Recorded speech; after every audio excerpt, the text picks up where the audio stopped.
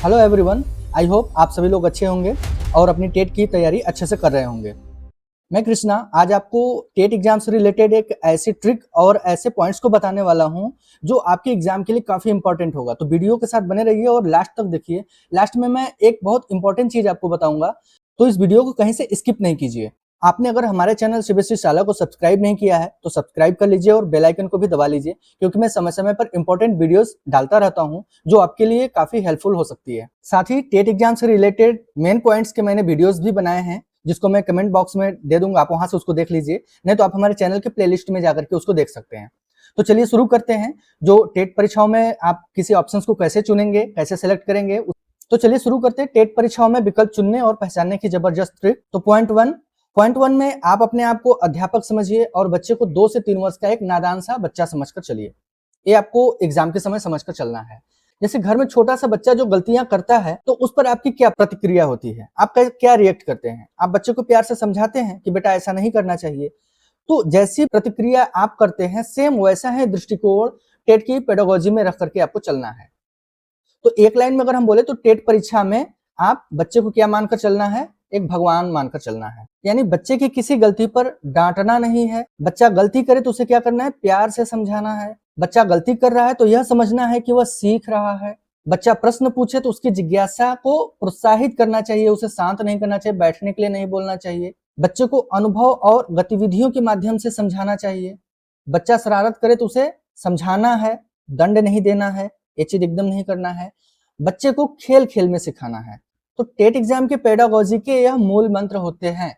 यानी कि बच्चे को डांटना नहीं है, गलती करे तो प्यार से समझाइए। बच्चा कुछ गलत कर रहा है तो सीख रहा है। बच्चा प्रश्न पूछ रहा है तो उसे प्रोत्साहित कीजिए कि वाह बेटा और पूछो, और क्या जानना चाहते हो।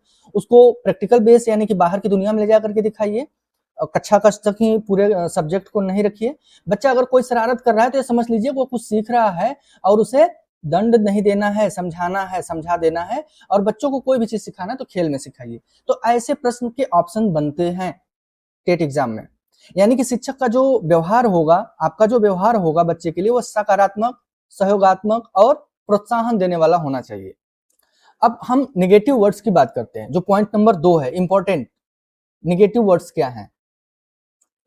तो यदि विकल्प में किसी भी प्रकार के ऐसे शब्द दिखें तो आपको तुरंत सावधान हो जाना है और उस ऑप्शन को बिना देखे कट कर देना है।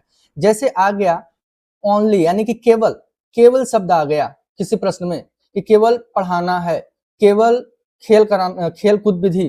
तो इस तरह से अगर केवल शब्द आ गया तो वह ऑप्शन तुरंत कट जाता है। दूसरा, नजरअंदाज यानी कि इग्नोर करना, अगर ऐसा ऑप्शन में मिलता है तो उस ऑप्शन को भी आपको कट कर देना है। तीसरा है दंड देना। बच्चा कुछ सीख रहा है तो वहां पे एक विकल्प आ जाएगा दंड देना। तो उस ऑप्शन को आपको तुरंत कट कर देना है, क्योंकि एजुकेशन में दंड देना नहीं है, पनिशमेंट करना नहीं है। नेक्स्ट है अलग बैठाना। ठीक है, मेक सीट सेपरेटली। तो बच्चे को अलग नहीं बैठाना है। इंक्लूसिव एजुकेशन है, यानी कि समावेशी शिक्षा है, उसमें यही तो है कि सबको साथ में लेकर के बैठाना है, अलग नहीं बैठाना है। चाहे वह कैसा भी बच्चा हो, चाहे पीडब्ल्यूडी का हो या फिर सीडब्ल्यूएसएन का हो, कैसा भी हो, सबको साथ में लेकर के चलना है। नेक्स्ट है जो कक्षा से बाहर निकालना। बच्चा कोई गलती कर दिया तो उसे कक्षा से बाहर निकालना, जैसा अगर ऐसा वर्ड आता है तो भी आपको कट कर देना है। गृह कार्य देना, गृह कार्य शब्द आ गया तब भी आपको कट कर देना उस ऑप्शन को। रटना या रटाना, ठीक है, तो ये भी ऑप्शन कट कर देना है, क्योंकि शिक्षा में बच्चे को रटाना अलाउड नहीं है। बार बार लिखवाना, यानी कि लिखवाना भी आ गया, बार बार लिखवाना आ गया, ये भी ऑप्शन आपको कट कर देने हैं। अपमानित करना, ठीक है, ये भी ऑप्शन एकदम गलत है। अगर ऐसे ऑप्शन मिलते हैं तो आपको वहां पर क्या कर देना है? उस ऑप्शन को कट कर देना है, वो ऑप्शन सही होगा ही नहीं। ठीक है, तो पेडागोजी के क्वेश्चन जो बनते हैं उन सब में अगर ऐसे शब्द मिलते हैं आपको, यह सभी शब्द, इनको आप ध्यान से देखिए और संभव हो तो स्क्रीनशॉट ले लीजिए। तो आपको क्या करने हैं? उस ऑप्शन को टोटली कट कर देना है। अब पॉजिटिव वर्ड की तरफ चलते हैं। अगर ये सभी वर्ड मिलते हैं तो बहुत से ज्यादा चांसेस होते हैं कि हमारा आंसर सही होगा। जैसे परामर्श देना, काउंसलिंग करना, अगर ऐसे ऑप्शन मिलते हैं यह सही होता है। प्रोत्साहित करना, इंकरेजमेंट करना, यानी कि बच्चे को प्रोत्साहित करना, प्रशंसा करना, ठीक है, एप्रिसिएशन, प्रोत्साहित करना, प्रशंसा करना, ये सभी पॉजिटिव वर्ड होते हैं। बच्चे का सर्वांगीण विकास की बात अगर हो जाए, शब्द आ जाए, तो वो ऑप्शन सही होता है। करके सीखना, यानी बच्चा कुछ कर रहा है उससे सीख रहा है, यह पॉजिटिव होता है, यानी कि बच्चा कुछ तो सीख रहा है, कर रहा है। खोज करना, डिस्कवरी, ठीक है, यानी कि डिस्कवरी लर्निंग जो होती है, खोज करके सीखना, ये भी पॉजिटिव होता है। सहयोगात्मक अधिगम, यानी कि एक सहयोग दिया जा रहा है, एक साथ कई बच्चे मिलकर के सहयोग के साथ सीख रहे हैं, उस अधिगम को कर रहे हैं, तो यह ऑप्शन सही होता है, यानी कि कोऑपरेटिव लर्निंग जिसे हम कहते हैं। अनुभव आधारित अधिगम, यानी कि एक्सपेरिमेंटल लर्निंग जो होती है, अनुभव के आधार पे बच्चा सीख रहा है। समस्या समाधान, किसी समस्या का बच्चा समाधान निकाल रहा है, यानी कि प्रॉब्लम सॉल्विंग टाइप की अगर वो सीख रहा है, कर रहा है, तो वह सही होते हैं। समूह में सीखना, यानी कि ग्रुप लर्निंग, तो ऐसे पेडागोजी में जो शब्द मिले आपको, तो उनको यह मानकर चलना है कि यह आंसर इसके सही होंगे। अब एक बोनस ट्रिक की बात कर लेते हैं, लेकिन यह सिर्फ सीटेट के लिए है, ठीक है। यानी कि जिन अभ्यर्थियों की प्रथम भाषा हिंदी, इंग्लिश, उर्दू और द्वितीय भाषा अंग्रेजी हो, तथा और जिनकी प्रथम भाषा इंग्लिश हो और दूसरी भाषा हिंदी या संस्कृत या उर्दू हो, तो उनके जो पेडागोजी के लैंग्वेज पेडागोजी के जो 15 क्वेश्चन होते हैं वह समान होते हैं। अब मैं इसको क्लियर समझा दे रहा हूं। जैसे आप रोहित हैं और आपने पहला लैंग्वेज इंग्लिश लिया, ये आपका पहला लैंग्वेज है, और तो आपका दूसरा लैंग्वेज क्या हो सकता है? कोई भी हो सकता है, हिंदी भी हो सकता है, संस्कृत भी हो सकता है और उर्दू भी हो सकता है। तो मैं यहाँ पर मानकर चलता हूँ कि दूसरा लैंग्वेज आपका क्या है? हिंदी है। तो इनके जो पेडागोजी के क्वेश्चन होंगे कैसे सिमिलर होंगे वो मैं बता रहा हूँ। तो ये 4 पार्ट में आपको डिस्ट्रीब्यूट हुए रहते हैं। जैसे इस तरह से आप सॉल्व करते आएंगे, तो जब लैंग्वेज की तरफ आएंगे तो पहला आपको लिखा रहेगा इंग्लिश। तो यहाँ पे ऊपर टॉप पे लिखा रहता है कि जिनका पहला लैंग्वेज जिन्होंने सेलेक्ट किया है इंग्लिश, वह इस इंग्लिश को सॉल्व करेंगे। देन उसके बाद हिंदी आता है। मैं यहाँ पर रोहित के केस में बता रहा हूँ कि रोहित का पहला लैंग्वेज क्या है? इंग्लिश है, और दूसरा लैंग्वेज इनका हिंदी है। देन इसके बाद फिर इंग्लिश आता है, देन इसके बाद फिर हिंदी आएगा। तो रोहित पहला लैंग्वेज अपना पहले ही उनको स्टार्टिंग में जो मिल जाएगा इंग्लिश, वह करेंगे। तो रोहित के लिए जो सेकेंड लैंग्वेज होगा इंग्लिश के बाद, वह इनका होगा यह हिंदी, वह इनको करेंगे। तो जैसा मैंने बताया कि 15 नंबर के क्या होते हैं? पेडागोजी होता है। यह सभी क्वेश्चन इसमें हिंदी के सेम होते हैं। मतलब क्वेश्चन नंबर 91 से स्टार्ट होता है, ये चलता जाता है 91 से, और यहाँ पर भी जो क्वेश्चन नंबर 91 स्टार्ट होगा, ये दोनों क्वेश्चन जैसे जो इंग्लिश में यहाँ पे दिया हुआ है, सेम वही क्वेश्चन और उसके सभी ऑप्शंस सेम मिलेंगे आपको। जो इसमें दिया हुआ है सेम इसमें भी, और सेम यही कंडीशन इन दोनों में आएगी। अगर रोहित का जो दूसरा लैंग्वेज, दूसरे केस में बात करते हैं कि अगर पहला लैंग्वेज इनका हिंदी होता और दूसरा लैंग्वेज इनका इंग्लिश होता, तो उस केस में क्या बनता कि पहले यह इसको करते, देन इसके बाद यह इसको करते। तो इनके जो इंग्लिश के क्वेश्चंस हैं, वह इस वाले हिंदी के 15 नंबर के पेडागोजी से सेम मैच करते, मतलब इससे और इससे सभी क्वेश्चन सेम मैच करेंगे। अभी मैं स्क्रीन पे आपको दिखा देता हूं। इस स्लाइड में आप देखिए, जैसे पार्ट 4 क्या आ जाता है? इंग्लिश आ जाता है। अब किनके लिए पार्ट 4? यानी कि क्वेश्चन नंबर 91 से 120 only if they have opted English as a language first. मान लीजिए आपने पहला लैंग्वेज जो यूज किया है, लैंग्वेज लिया है, इंग्लिश लिया है, ठीक है। तो हमने क्या बताया था? 4 पेज रहेंगे, 4 पार्ट रहेंगे इस तरह से, यानी कि English Hindi, English Hindi, English Hindi. तो जो इंग्लिश यहाँ सॉल्व करेगा और लास्ट का हिंदी सॉल्व करेगा, जिनका पेपर 1 इंग्लिश रहेगा, और जिनका हिंदी फर्स्ट रहेगा वह इस इंग्लिश को सॉल्व करेंगे, ठीक है। तो इसमें देखते हैं कि क्वेश्चन नंबर 91 देखिए, और अभी तो यहाँ पर 97 तक ही है, ए 120 तक रहेंगे, जिसमें से 15 आपके पेडागोजी रहेंगे। तो 91 में क्या है? और यहाँ पर भी देखिए हिंदी में कि a teacher of class 3rd give her student unseen passage, worksheets, writing task, picture description, activities, recognitions and storytellings by them across the term। यहाँ पर भी मिलाइए। कक्षा 3 के अध्यापिका पूरे सत्र के दौरान अपने विद्यार्थियों से अपठित अनुच्छेद यानी कि अनसीन पैसेज, कार्यपत्रक यानी कि वर्कशीट, लेखन कार्य यानी कि राइटिंग टास्क, चित्र वर्णन गतिविधियां यानी कि पिक्चर डिस्क्रिप्शन एक्टिविटीज। देन इसके बाद क्या है? कविता पाठ व कथा वाचन करवाती है, means recitation and story telling bye them across the terms, ठीक है। इस तरह से क्वेश्चंस बने हुए हैं। तो इसमें जो ऑप्शंस आप मिलाइए कि पोर्टफोलियो हो गया, यहाँ पर भी पहला ऑप्शन पोर्टफोलियो, दूसरा है समेटिव असेसमेंट यानी कि योगात्मक आकलन, तीसरा है फॉर्मेटिव असेसमेंट यानी कि रचनात्मक आकलन, और चौथा है परफॉर्मेंस, यहाँ पर भी चौथा है परफॉर्मेंस, देख सकते हैं। तो ऑप्शन इनके सेम है, क्वेश्चन भी सेम है। कोई और हम ऑप्शन उठा लेते हैं, जैसे क्वेश्चन नंबर 95 को हम देख लेते हैं और हिंदी के भी क्वेश्चन नंबर 95 को मिला लेते हैं। तो read the following statement about reading skill. तो reading is just the ability to decode, यहाँ पर क्या है, पठन केवल डिकोड करने की योग्यता भर है। ऑप्शन बी क्या करे, childrens learn to read through involvement in the act of reading, यहाँ पर बच्चे पठन की क्रिया में संलग्न होकर के, इन्वॉल्वमेंट होकर के पठन सीखते हैं। मीन्स क्या करते हैं, चिल्ड्रन लर्न टू रीड मतलब पढ़ना सीखते हैं। इनके ऑप्शंस देख लेते हैं, विकल्प को देखते हैं।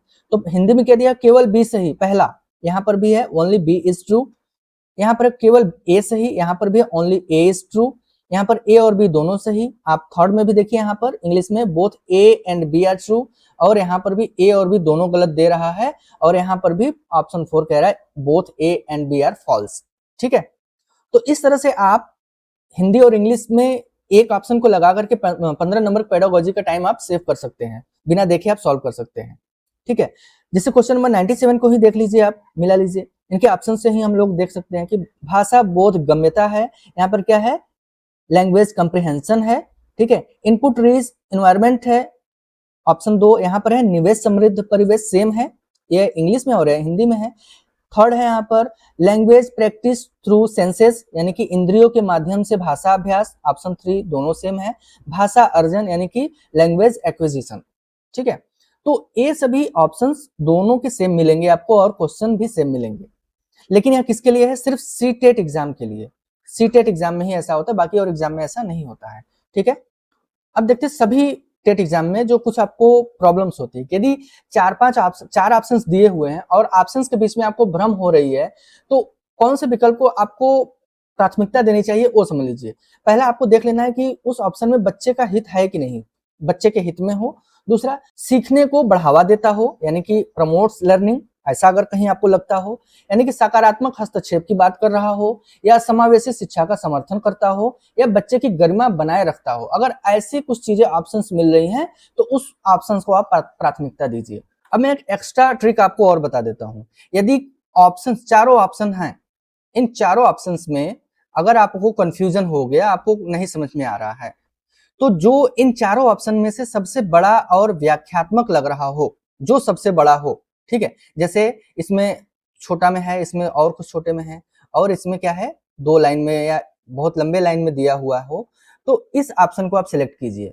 अक्सर क्या होता है, अक्सर देखा गया है जो बड़ा वाला ऑप्शन होता है वह सही होता है, लेकिन यह रूल नहीं है। इसमें आप 50-50 या 70-30 का रेशियो लेकर चल सकते हैं, या गलत भी हो सकता है, लेकिन उस जगह पर काम कर जाता है। जैसे कि आपको अब इस चारों में से आपको क्लियर ही नहीं समझ में आ रहा है कि मैं किसको सिलेक्ट करूं, तो वहां पे जो सबसे बड़ा ऑप्शन आपको लगता हो वो आप सिलेक्ट कर लीजिए, क्योंकि ऐसे भी आपको इस पर नंबर नहीं मिलने हैं, कोई ना कोई आपको सिलेक्ट करना है, नेगेटिव मार्किंग नहीं है, तो आप इस ऑप्शन को सिलेक्ट कर सकते हैं जो सबसे बड़ा हो। और एक चीज का ध्यान रखना है कि पेडागोजी के जो प्रश्न होते हैं उसमें उत्तर वही सही होता है जो बच्चों पर केंद्रित हो यानी कि चाइल्ड सेंटर्ड हो, इंक्लूसिव हो यानी कि समावेशी हो, सकारात्मक लगता हो, पॉजिटिव में हो, और गतिविधि यानी कि एक्टिविटी बेस्ड हो। कुछ ऐसा अगर महसूस होता है तो पेडागोजिक क्वेश्चन में वही ऑप्शन सही होता है। अब इस पॉइंट को स्टार्ट करने से पहले एक चीज और है कि वीडियो अगर आपको अच्छा लगता है तो अपने फ्रेंड के साथ शेयर कीजिए और लाइक जरूर कीजिए, और कोई भी कंफ्यूजन हो तो आप कमेंट जरूर कीजिए। अब पॉइंट की बात करते हैं कि सीटेट और अन्य टेट परीक्षाओं में अंतर क्या होता है। जो सीटेट एग्जाम होता है वह छात्र केंद्रित होता है, ध्यान दीजिएगा कि उसमें छात्र केंद्रित प्रश्न ज्यादा पूछे जाते हैं, और हर विषय में 15 नंबर के पेडागोजी से क्वेश्चन आते हैं, चाहे वह मैथ्स हो, चाहे एसएसटी हो, चाहे साइंस हो, चाहे आपका ईवीएस हो, हिंदी हो, सीडीपी को छोड़ करके 15 प्रश्न सभी में सब्जेक्टिव के साथ 15 प्रश्न आपके पेडागोजी के रहेंगे। अब इनके प्रश्न कैसे बनते हैं, किस तरह से बनते हैं, देखिए। जैसे उदाहरण के लिए मैं ले रहा हूं कि यदि कोई बच्चा गणित में बार बार गलती कर रहा है तो शिक्षक को ऐसी स्थिति में क्या करना चाहिए। तो सही उत्तर क्या क्या हो सकते हैं, बच्चे को प्रोत्साहित करना चाहिए, उसकी कठिनाई समझना और वैकल्पिक गतिविधियों के माध्यम से सिखाना। ठीक है, यह पॉजिटिव आंसर हो गया, सकारात्मक। अब नकारात्मक में क्या समझ में आ रहा है, ऑप्शन दे सकता है कि दंड देना, डांटना, या अलग बैठाना, या घर भेज देना। ठीक है, बच्चों के सामने खड़े कर देना, कक्षा के बाहर कर देना, ठीक है, सूत्र को याद करने के लिए देना, रटने के लिए देना, ये सभी क्या हो जाते हैं, गलत आंसर हो जाते हैं और इनको आपको सिलेक्ट भी नहीं करना है।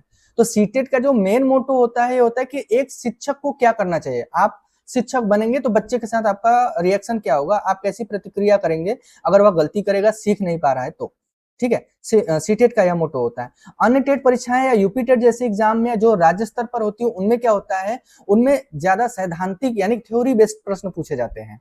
जैसे कि पियाजे का संज्ञानात्मक विकास सिद्धांत किसने दिया था, या वाइगोत्स्की का जेडपीडी क्या है, कोहलबर्ग के नैतिक विकास के सिद्धांत के कितने स्तर हैं। इस तरह से जितने भी आते हैं सिद्धांत वाले ही क्वेश्चन आते हैं। यानी कि जो सीटेट के अलावा जो एग्जाम्स होते हैं वहां पे अवधारणा, परीक्षा, सिद्धांत, मनोवैज्ञानिक या उनके योगदान से अधिक प्रश्न पूछे जाते हैं, ठीक है। तो इसकी जो तैयारी आप कैसे करें, समय भी कम है लेकिन सीटेट के लिए तो भी काफी टाइम है, आप कर सकते हैं। तो आप चाइल्ड सेंटर्ड अप्रोच रखिए, इंक्लूसिव एजुकेशन रखिए, लर्निंग बाय डूइंग पर ध्यान दीजिए, कंस्ट्रक्टिविज्म पर ध्यान दीजिए, क्लासरूम सिचुएशन को देखिए, पेडागोजी बेस्ड एमसीक्यू को कीजिए। और टेट या अन्य एग्जाम के लिए क्या कीजिए, आप डेफिनेशन को जरूर ध्यान रखिए, सिद्धांत को जरूर ध्यान रखिए, और मनोवैज्ञानिक जो हुए उनके योगदान को ध्यान दीजिए, और महत्वपूर्ण जो तथ्य और अवधारणाएं हैं उनको देखिए, और वन लाइन क्वेश्चंस के आंसर को भी सॉल्व कीजिए, ठीक है। आई होप आप सबने अच्छी तैयारी कर ली होगी, और आप सबको टेट एग्जाम के लिए all the best. TET exam के और वीडियोस के लिए आप हमारे प्लेलिस्ट में जाकर के देख सकते हैं। अभी कुछ और वीडियोस मैं अपलोड कर दूंगा जो इंपॉर्टेंट मुझे लगेंगे। आप लोग अपनी अच्छी से तैयारी करते रहिए। तब तक के लिए thank you and bye bye.